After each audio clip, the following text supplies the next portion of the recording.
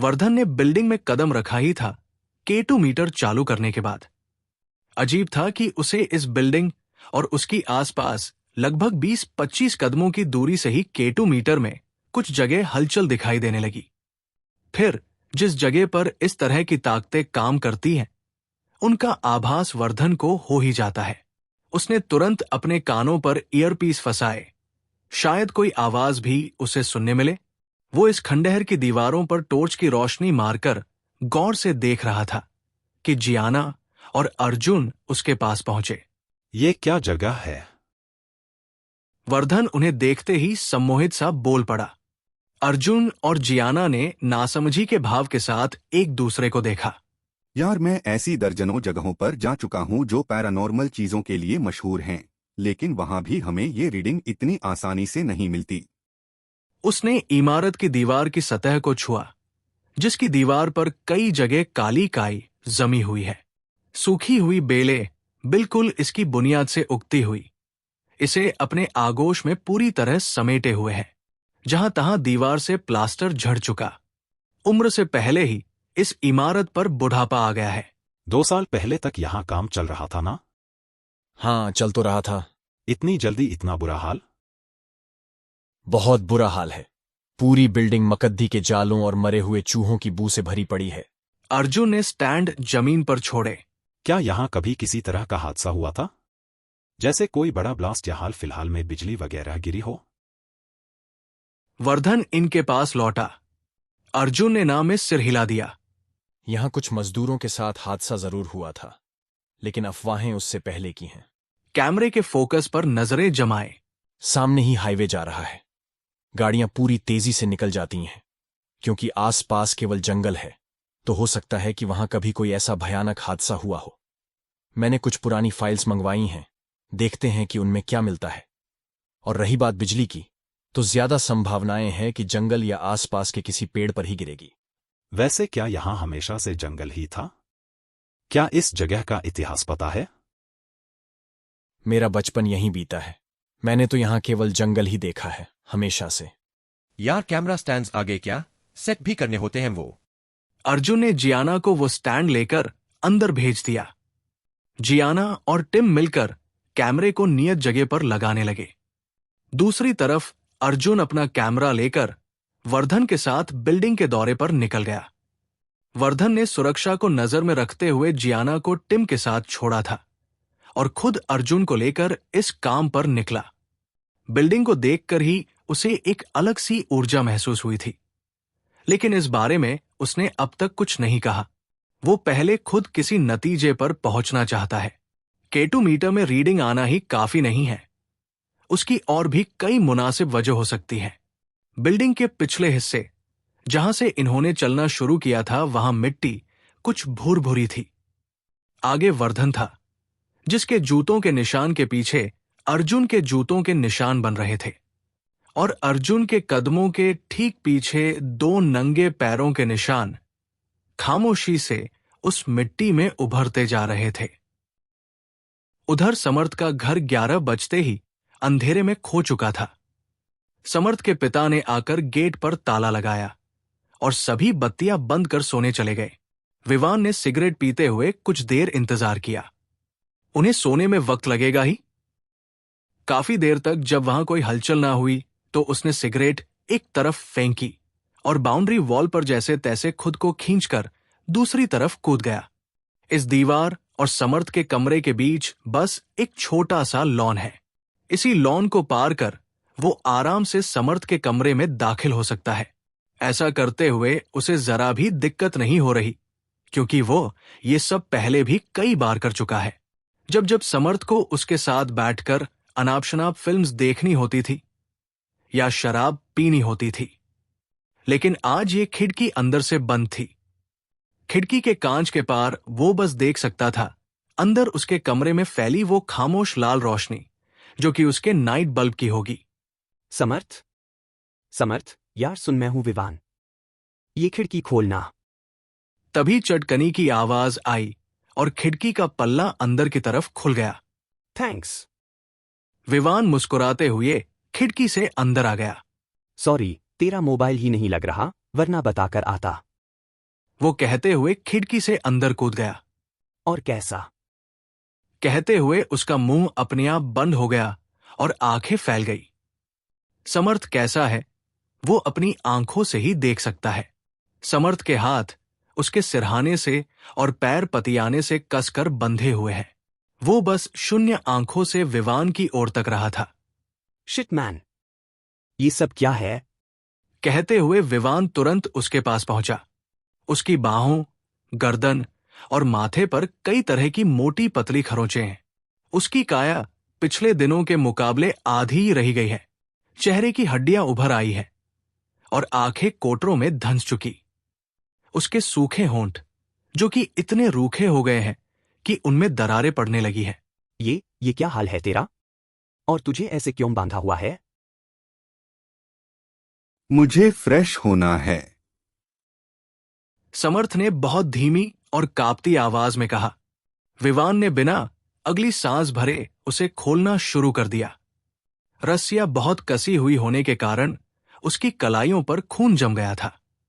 उसके आजाद होते ही विवान कसकर उसके सीने से चिपट गया और उसे महसूस हुआ कि समर्थ का बदन अपेक्षाकृत ज्यादा ठंडा था। जिस सीने से लगने पर कभी उसे मजबूत मांसपेशियों का एहसास होता था, आज उसी सीने की पसलियां तक वो महसूस कर सकता है। तू तो गायब ही हो गया यार हमारी दुनिया से। विवान की आंखें थोड़ी भीग गई थी। पता है कैसा लग रहा है तेरे बिना? ऊपर से आंटी मिलने भी नहीं देती तुझसे। समर्थ बिना किसी एक बात का जवाब दिए चुपचाप हमाम में चला गया। इधर विवान ने उसके जाते ही अर्जुन को वीडियो कॉल लगा दिया।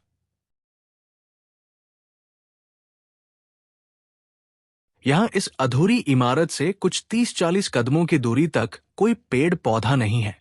जहां तक इसी खंडहर की सीमा है, वहां घास तक सूख चुकी है और उसके कुछ बाद ही हरियाली शुरू हो रही है। खंडहर के चारों ओर वर्धन को एक अजीब सी मनहूसियत का आभास हो रहा है। कहने को इमारतें जंगलों से ज्यादा सुरक्षित मानी जाती हैं, लेकिन वर्धन को फिलहाल इस इमारत से वो जंगल ज्यादा सुरक्षित महसूस हो रहा है। उसने अर्जुन को कैमरे को जंगल की ओर रखने को कहा। उसे कहीं ना कहीं ये यकीन था कि यदि जो कुछ है वो इस जंगल से जुड़ा हो सकता है। आखिर एक मासूम अधूरा कॉम्प्लेक्स अपने आप तो भूतिया नहीं हो जाएगा। वो दोनों उस खंडर हो चुकी इमारत की सीमा का चक्कर लगाते एक सिरे से वो दूसरे तक पहुंच गए। कुछ रिकॉर्ड हुआ क्या? वर्धन ने सवाल किया। अर्जुन ने कैमरे की स्क्रीन पर नजर रखे हुए ही ना में सिर हिलाया। केवल झिंगुरों की आवाजें हैं। वर्धन कानों पर लगे एयरपीस निकालते हुए एक जगह ठहर गया, फिर अपनी जेब से सिगरेट निकालकर सुलगा ली। अर्जुन ने भी वो कैमरा नीचे कर दिया। चलो अंदर चलते हैं। सिगरेट यही खत्म कर लो, बिल्डिंग के अंदर जाते ही ये बुझ जाएगी। क्या बोल रहे हो? वर्धन ना मानने वाले अंदाज में मुस्कुरा गया। मैं विवान के साथ यहां कुछ काम से आया था। वह सिगरेट जलाने के लिए माचिस घिसता रहा, लेकिन वह जली नहीं, जबकि उसी माचिस से मैंने 1 मिनट पहले ही सिगरेट जलाई थी। तो तुम्हारी सिगरेट कैसे जली? शायद इसलिए कि मैं बिल्डिंग की से बाहर था। वर्धन ने खामोशी से एक कश लिया। अगर यहां कोई आत्मा है तो वो आग से डरने वालों में से ही है, यानी यहां आग की कोई भयानक दुर्घटना हुई होगी। वैसे तुम्हारी वह दोस्त, हाँ चंद्रिका, क्यों लगता है तुम्हें कि ये वो नहीं हो सकती? अर्जुन कुछ देर को चुप हो गया। उसका चेहरा पहली बार किसी अफसोस के साथ बोझल दिख रहा था। चंद्रिका मेरा इंतजार करते हुए दुनिया से गई थी वर्धन। मुझसे ज्यादा अफसोस किसी को क्या ही हुआ होगा, और मुझसे ज्यादा कौन ही चाह सकता है कि उससे एक आखिरी बार बात हो पाती। अकेली रातों में मैंने उसे कितनी ही बार पुकारा, लेकिन वो कभी सपनों तक में नहीं आई। और अगर वह आती तो मैं श्योर हूं कि मुझे अपना एहसास जरूर कराती। हो सकता है कि उसने कराया हो, तुम महसूस नहीं कर पाए। उसके कहते ही अर्जुन की जेब में उसका मोबाइल बज उठा। ये विवान था। उसने इन्हें समर्थ के कमरे की हालत दिखाई, बताया कि यहां समर्थ के परिवार ने उसे किस तरह रखा हुआ है। दीवारों पर कई तरह के धब्बे हैं, मानो उन पर किसी ने वार किया हो। पलंग, दरवाजे और खिड़की पर जहां तहां खरोचों के निशान हैं। ये देखकर अर्जुन बौखला गया। मैं अभी वहां टीम भेजता हूं। ऐसे कैसे वह समर्थ को बांध कर रख सकते हैं? 1 मिनट। वर्धन बीच में आया। विवान, उसके कमरे में और क्या क्या अजीब है, पहले वो देखो। विवान ने उसकी अलमारी खोली जो कि बिल्कुल व्यवस्थित है। फिर उसने सूंघते हुए उसके पलंग के नीचे झांका। वहां कुछ है। उसने कहा और वो सामान बाहर निकाला, उस पर अपने कैमरे का फोकस करते हुए। ये कोई मिट्टी की छोटी थाली सी है, इस पर कुछ हवन जैसा किया होगा शायद।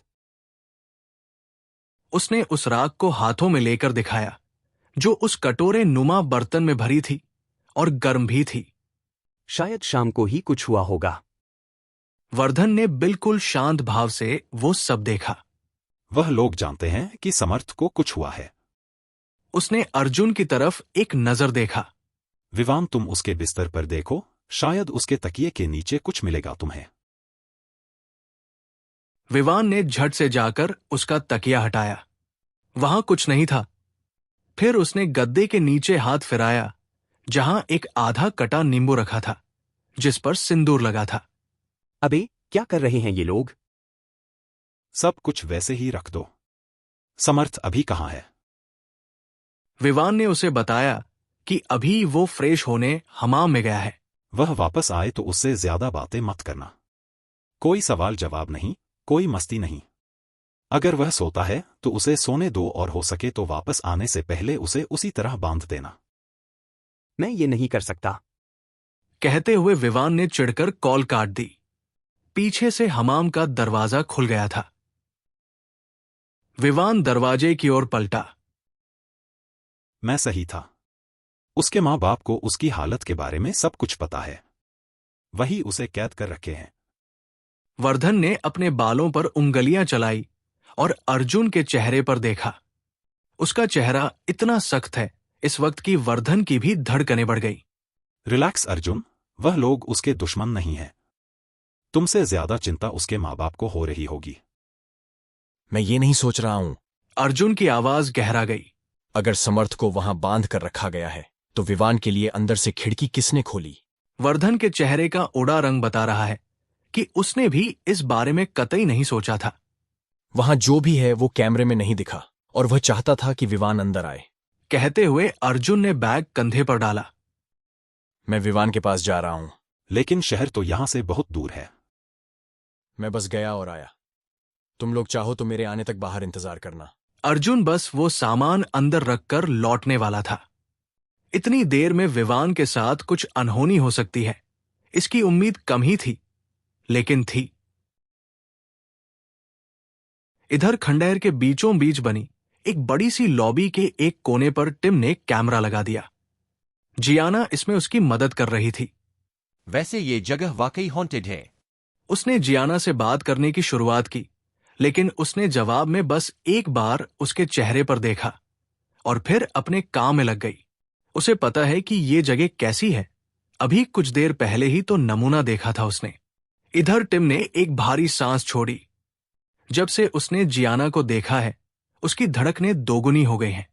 उसके झुकने या हिलने पर बार बार उसके लंबे रेशमी बाल आगे आकर उसे परेशान करते और ये देखकर टिम के मन में रूमानी एहसासों का तूफान उमड़ने लगता। खूबसूरत लड़की साथ हो तो भूतिया खंडर भी हिल स्टेशन के रिसोर्ट जैसे फील देने लगते हैं। च्युइंग गम चबाते हुए उसने धीरे से कहा। उसकी आवाज जियाना के कानों तक पहुंची थी, लेकिन उसने फिर ध्यान नहीं दिया। उसे बस ये काम करना है। प्लीज अपने बाल बांध लो ना। इस बार जियाना झटके से पलटी। तुम्हारी परेशानी क्या है? कब से कुछ ना कुछ बके ही जा रहे हो। उसने कमर पर हाथ रखते हुए टिम को चुनौतीपूर्ण ढंग से घूरा। वो अर्जुन है ना बाहर। उसे बस एक बार बोलना है मैंने कि तुम ये बेकार के कमेंट्स कर रहे हो मुझ पर। यकीन मानो तुम्हें यहीं गाड़ देगा वो। ओहो, बड़ा भरोसा है तुम्हें अर्जुन पर।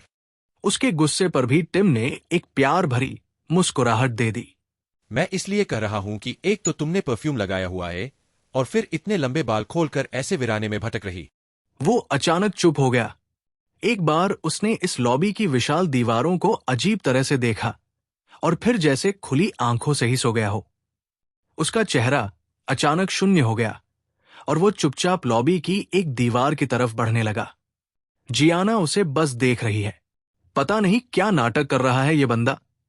अभी तक तो उसे कुछ समझ नहीं आया कि टिम अचानक उसे अकेला छोड़कर हॉल के सबसे अंधेरे कोने में चला क्यों गया। जियाना ने हड़बड़ाकर अपने आसपास देखा। उसे वैसे भी यहां कुछ ठीक सा नहीं लग रहा था। तुम कहाँ जा रहे हो? वो इस विशाल अंधेरी लॉबी में उसी के तो भरोसे थी। अब वही उसे छोड़कर जाने कहाँ जा रहा है? अरे सुनो, उसने कहा, क्योंकि टिम के गहरे नीले रंग के कपड़े अब अंधेरे में दिखाई ही नहीं दे रहे। वो घबराने लगी। उसका यूं चुपचाप चले जाना भी अजीब है। अगर तुम मुझे डराना चाहते हो तो बता दूं कि इतनी आसानी से नहीं डरती मैं। हिम्मत करते हुए वो भी टिम की तरफ उस अंधेरे में बढ़ गई। इस अंधेरे में जाने क्या था जो टिम को एक नियत दिशा में बढ़ते जाने को मजबूर कर रहा है। वो कुछ ही कदम चलने के बाद एक जगह ठहर गया। यहां एक खाली चौखट है जिस पर दरवाजा लगाना बाकी था। इसके अंदर अंधेरा और गहरा गया है। ये वो जगह है जहां इस कॉम्प्लेक्स के लिए लिफ्ट लगने वाली थी। उसे यहां से एक बहुत नकारात्मक और तीव्र ऊर्जा का अनुभव हो रहा है। वो घुटनों के बल बैठा और दोनों हथेलियां इस भूरभूरी जमीन पर चिपका दी। अगले ही पल पीछे से आती जियाना की आवाज और वो सारी आहटें कहीं गायब हो गई। इस वक्त तो जैसे उसके आसपास हवा तक नहीं है। वो बिल्कुल किसी ऐसी ही जगह पर है जहां सिवाय उसके और कुछ नहीं। अच्छी बात यह है कि वो जानता है कि उसे क्या हो रहा है। ये एक अच्छा इशारा है उसके लिए, क्योंकि यहां जो कोई भी पारलौकिक ताकत है वो उसे मौका दे रही है खुद से साक्षात्कार का। धीरे धीरे उसकी आंखें भारी होने लगी। कुछ चीखें उसके कानों पर कंपन करने लगी। धूसर काले रंग के छोटे बड़े कण हवा में जाने कहां से आकर तैरने लगे। धीमे, बहुत धीमे, जैसे वक्त की रफ्तार ही कम हो गई हो। उसे कुछ जलने की बू आई, फिर अनगिनत आहें, चित्कारे, तपिश जैसे उसके आसपास लपटे उठने लगी हों। उसने ध्यान से देखा। असल में उसके चारों तरफ तैर रहे ये राख के कण हैं जो आग जलने से पैदा होते हैं। और जैसे ही उसकी आंखें अपने दानी तरफ आई वहां दिखाई दिया एक अजीब, बहुत ही अजीब नजारा। लगभग साल भर का बच्चा, उसके पूरे शरीर को आग ने अपनी चपेट में लिया हुआ है और वो घुटनों पंजों पर चलते गिरते बिलखते उसके करीब आ रहा है। ओह गॉड! टिम के चेहरे पर बेचैनी के साथ दर्द भी उभरने लगा। ये कैसा दर्द भरा नजारा है। अब उसके चारों तरफ केवल आग ही आग है और है उस आग में लिपटी सैकड़ों मानव आकृतियां जो यहां वहां बिखरी पड़ी हैं। लग रहा था कि वो किसी बड़े से शमशान के बीच हो जहां एक साथ जाने कितने ही दाह संस्कार हो रहे हों। टिम के चेहरे की सभी मांसपेशियां कांपने लगी। उसके नथुनों में वो भयानक बू भर रही है जो उनके शरीरों के जलने से उत्पन्न हो रही है। वो छोटा बच्चा भी किसी तरह घिसटता हुआ टिम के सामने आकर गिर गया और उसका नन्हा बदन अब तक आग में जल रहा है। टिम दर्दीले भाव से उसे देख ही रहा था कि उसे खुद पर एक तरह का दबाव महसूस होने लगा। साथ ही एक अजीब सा एहसास जैसे उसे यूं परेशान होते कोई देख रहा है। उसने अपनी भीगी आंखें उठाकर सामने देखा जहां लाशों से उठ रहे धुएं के बीच एक विकराल अंधेरा साया लहरा रहा था। कौन?